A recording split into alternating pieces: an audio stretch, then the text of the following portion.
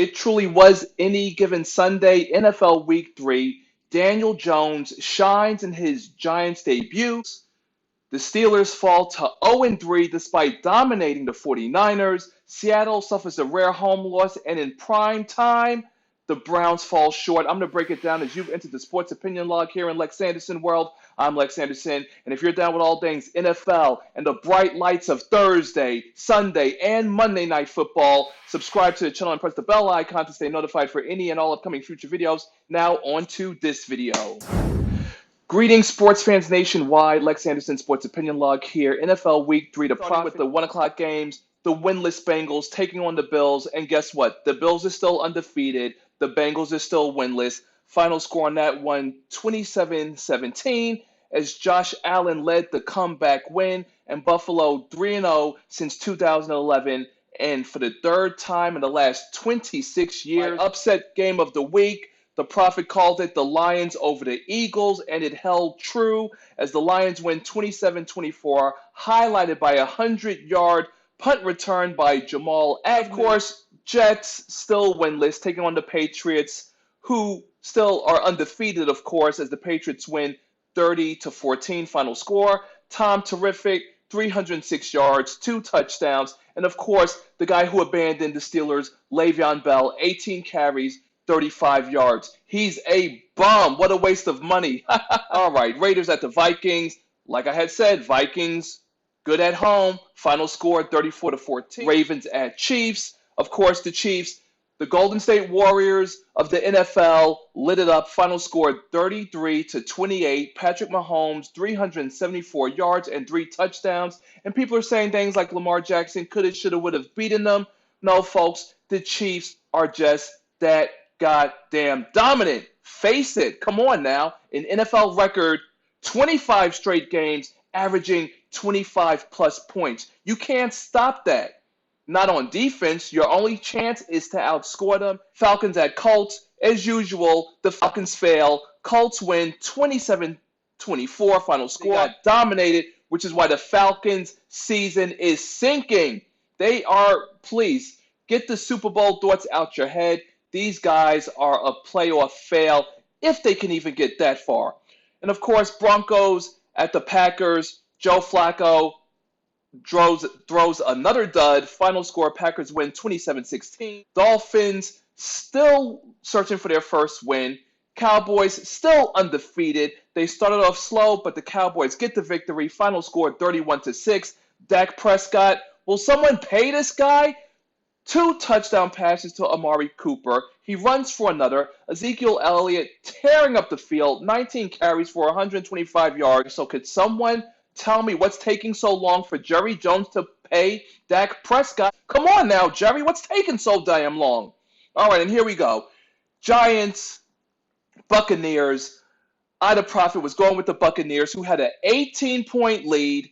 Saquon Barkley out with an ankle injury, diagnosed with a high ankle sprain, out 4 to 8 weeks. But yet Daniel Jones ushers in his new era, completing the comeback, 336 yards, 4 total touchdowns, 2 by air, 2 on the ground, including the game-winning 7-yard touchdown run as the Buccaneers just gave him the whole goddamn field. And Jameis Winston, Mike Evans, what an effort. But the game was wasted because their field goal kicker couldn't nail a goddamn 34-yard field goal. That has to suck in the locker room. What do you say to Jameis Winston, huh? 380 yards, 3 touchdowns. What do you say to Mike Evans? 190 yards, 3 touchdowns. Come on now. That's atrocious. The minute the ball was in the air off of his lame-ass foot, you could see it was going to miss. And you're like, wow, he's really missing this 34-yard game-winning field goal. The Cardinals lose 38-20. Replacement for Cam Newton, Kyle Allen, airs it out for 4 touchdowns. And the Cardinals are still looking for their first win because the defense is porous. The defense is horrible. 425. Steelers at the 49ers. If you had told me, the Prophet, earlier, that the Steelers would force 5 turnovers and still lose, to fall 0-3 for the first time since 1998, and that the Niners are 3-0 for the first time in 21 years, I would have said, hell no, that's not going to happen. But the Steelers did lose 24-20, the final score. Mason Rudolph, I don't know. They got to get a ground game going. They've got to play with reckless abandon. You have to air it out. These are despicable, unsightly losses. The 2-point loss to the Seahawks. Now you force 5 turnovers and lose 24-20. Come on, man. Something's got to give. And as much as I predict for the Steelers to win, they are losing winnable games. Like, give me a break. At some point, I'm going to go with a prediction, and I can't go with the Steelers. I can't because they're giving me nothing right now. Saints at Seahawks. No Drew Brees. Teddy Bridgewater.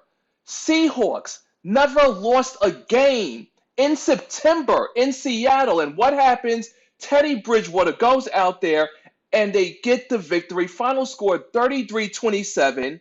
Teddy Bridgewater throws for 3 touchdowns. Kamara has a field day all over the Seattle Seahawks, who were previously 15-0 in Seattle in the month of September. Oh my God, it gets no more devastating than that. But actually, it does get more devastating for the Prophet because the Chargers lose to the Texans. Final score 27-20. Deshaun Watson, 351 yards, 3 touchdowns, 2 to Jordan Akins. And the Chargers, again, start the season below 500 for the 5th straight season.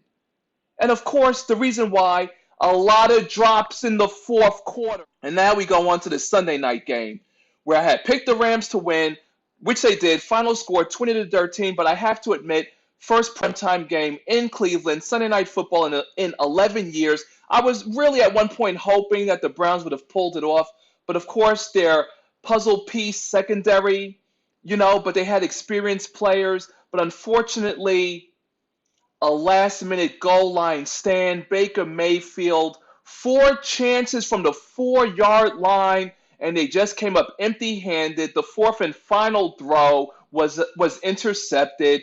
Freddie Kitchens wants to say, oh, put the blame on me. I'm the one to blame. Don't worry about the players. No, when you have Jarvis Landry, when you have Odell Beckham, when you have Chubb, when you have Baker Mayfield, you have to win these kind of games. You can't be taking a consolation game. It doesn't work like that. You have to come through with the W in the NFL. You only have 16 games. And these kind of losses determine if you even win your conference or even get a playoff spot. And the offense had a chance to win, and they just couldn't pull it through. However, Jared Goff, he did his thing, throwing 2 touchdowns to wide receiver who he greatly missed, I'm sure, during that horrendous 13-3 Super Bowl loss, Kupp, who had 11 catches, 102 yards, and of course, 2 of those magnificent touchdown passes thrown by Jared Goff. And, as much as I would like to blame Baker Mayfield, you have to hold the O-line accountable. They failed him multiple times during the game. And when it mattered most, man, in the closing seconds, 4-yard line, you got to find a way to cross that end zone, man, because that's what separates the contenders from the pretenders. And I'm not going to label the Browns as pretenders because they didn't get blown out. However, I do have my concerns still about the Rams, who clearly struggled, but hey, you know what it is. A win is a win. And speaking of a win, Monday Night Football, Bears at Redskins. Ida Prophet had earlier went with the Redskins, but you know what? The Bears have that defense. But the Bears and Trubisky are only averaging 9.5 points a game. What am I to do? Ida Prophet will go with the Bears. Prime time, bright lights, big stage. Let's go with the Bears. Stay tuned later in the week for my Week 4 predictions, but the only way you can be a part of that is by subscribing to the channel and pressing the bell icon to stay notified for any and all upcoming future videos. I sincerely thank you for tuning into this video, sports fans nationwide. Special shout out, NHL players on the gram, IGTV, Next Time America, Lex Anderson, signing out.